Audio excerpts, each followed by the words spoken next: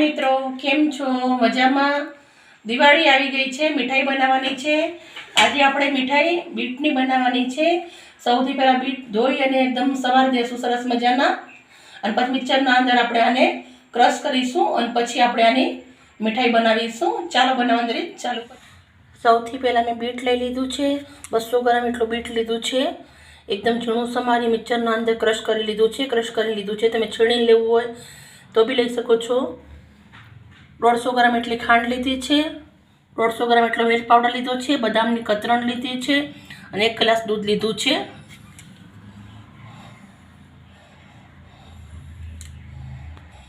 ચાલો બનાવવાની રીત ચાલુ કરીશું.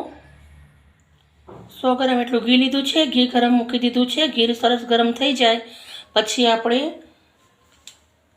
બીટ શેકીશું. અંદર ઘી ગરમ થઈ ગયું છે, આપણે બીટ નાખી દઈશું અંદર.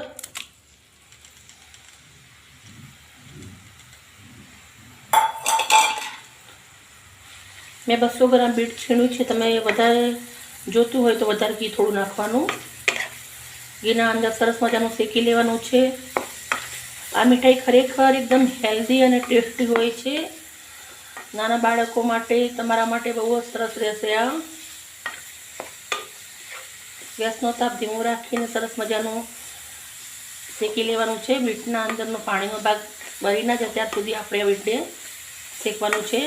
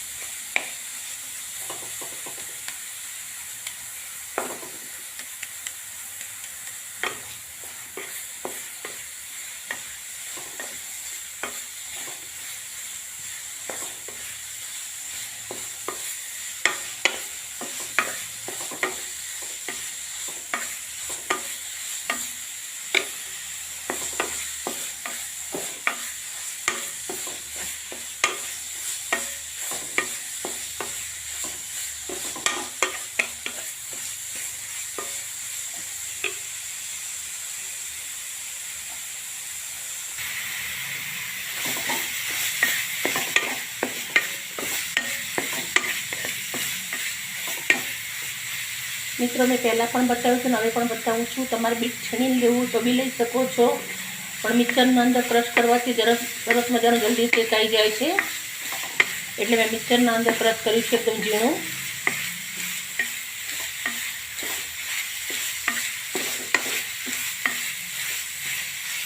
જ્યાર સુધી ઘી છૂટી જાય ત્યાર સુધી આપણે શેકવાનું.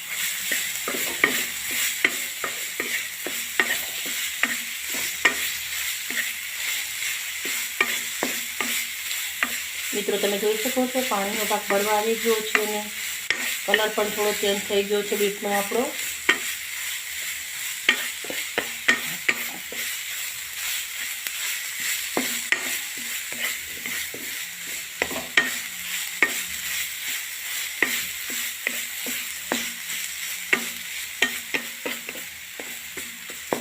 તો સરસ મજાનો શેકાઈ ગયો છે. હવે આપણે દૂધ નાખીશું અંદર.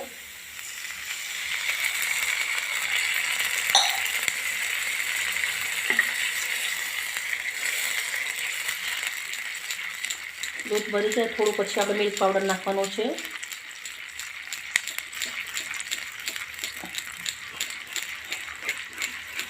મિલ્ક પાવડર નાખવાથી એકદમ બહુ જ સરસ મજાનું ટેસ્ટી બને છે, એટલે હું મિલ્ક પાવડરનો યુઝ કર્યો છે. તમે ના નાખવો હોય તો બી ચાલે.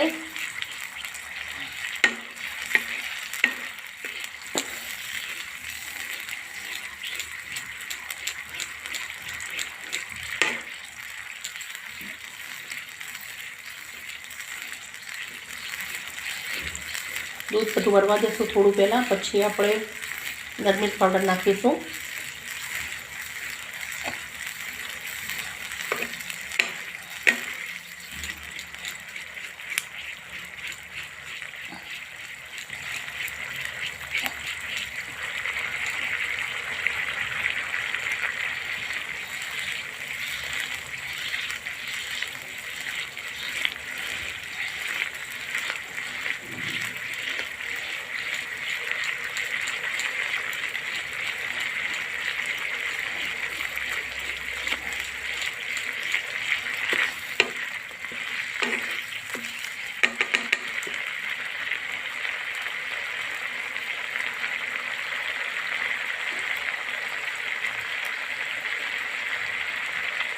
બહુ સરસ મજાની સુગંધ આવી રહી છે મિત્રો. મિત્રો તમે જોઈ શકો છો સરસ મજાનો કલર પણ આવી ગયો છે. શેકાઈને દૂધ પણ બળી ગયું છે. હવે પાવડર નાખીશું આપણે અંદર.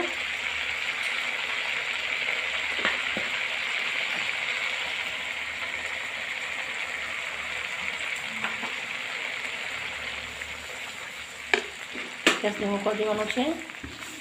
સરસ મજાને મિક્સ કરી લઈશું આપણે આને.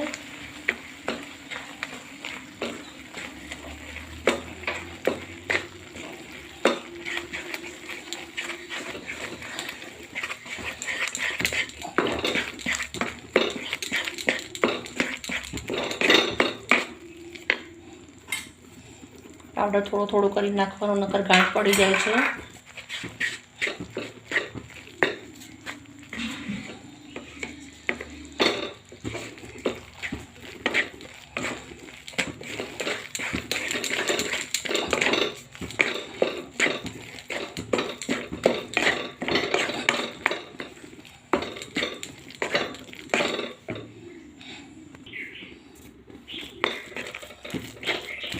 મિત્રો તમે જોઈ શકો છો બહુ સરસ મજાનું મિક્સ થઈ ગયું છે.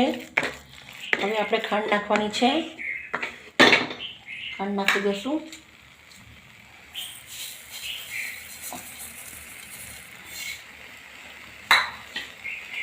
બસો ગ્રામ બીટના અંદર મેં 150 ગ્રામ ખાંડનો યુઝ કર્યો છે. તમારે ઓછી વધારે કરી શકો છો તમે. ખાંડ નાખ્યા પછી સરસ મજાનું શેકી લેવાનું છે એકવાર. ખાંડમાંથી પાણી છૂટે એટલે એને સરસ મજાનું શેકી લેવાનું પહેલાં, ત્યાંથી કરીને આપણી મીઠાઈ સરસ થઈ જાય.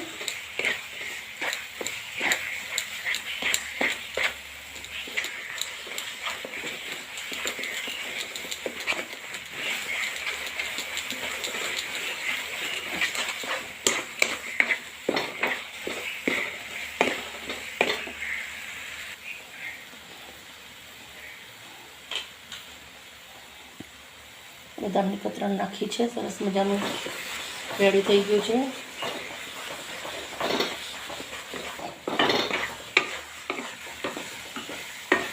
હવે આપણે એને કાઢી લેશું. રેડી થઈ ગયું છે. ગેસ બંધ કરી દેશું. જોઈ શકો છો બહુ સરસ મજાનું થઈ ગયું છે. ઘી પણ છૂટી ગયું છે.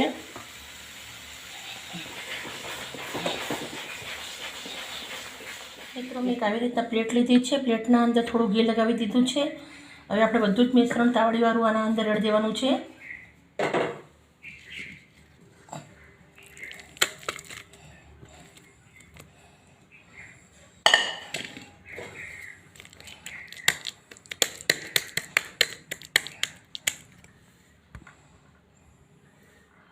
મિત્રો બધું મિશ્રણ આવી રીતના રેડી દીધું છે અને તાવીતાની મદદથી આવી રીતના દબાવી દીધું છે આપણે.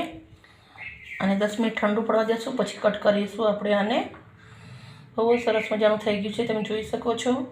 પછી આપણે બદામથી ગાર્નિશિંગ કરીશું આને. આપણું ઘી પણ છૂટી રહ્યું છે, તમે દેખી શકો છો. બહુ સરસ મજાનું થઈ ગયું છે.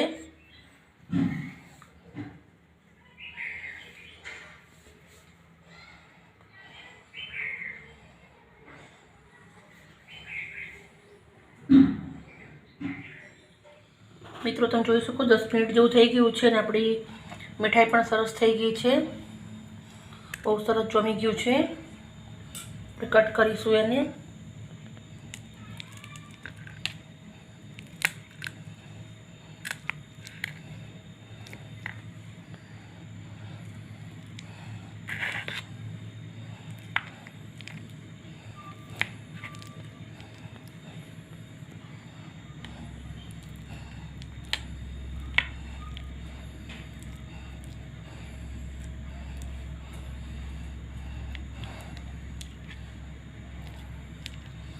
બહુ સરસ મજાની થઈ ગઈ છે મીઠાઈ આપણી.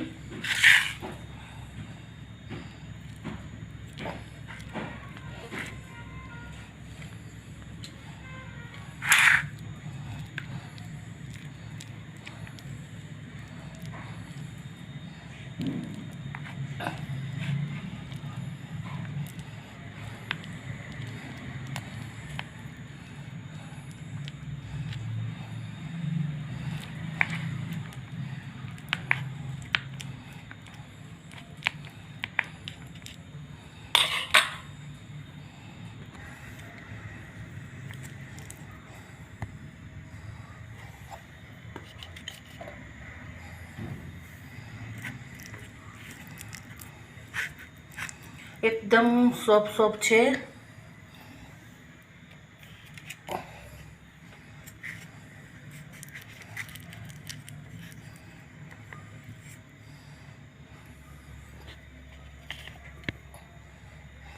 બધી જ હું આવી રીતે ગાર્નિશિંગ કરી દીધી ડીશના અંદર. તમે જોઈ શકો છો સરસ મજાની મેં ડીશના અંદર લગાવી દીધી છે. હવે આપણે બદામને કતરણ લગાવી દઈશું થોડી થોડી.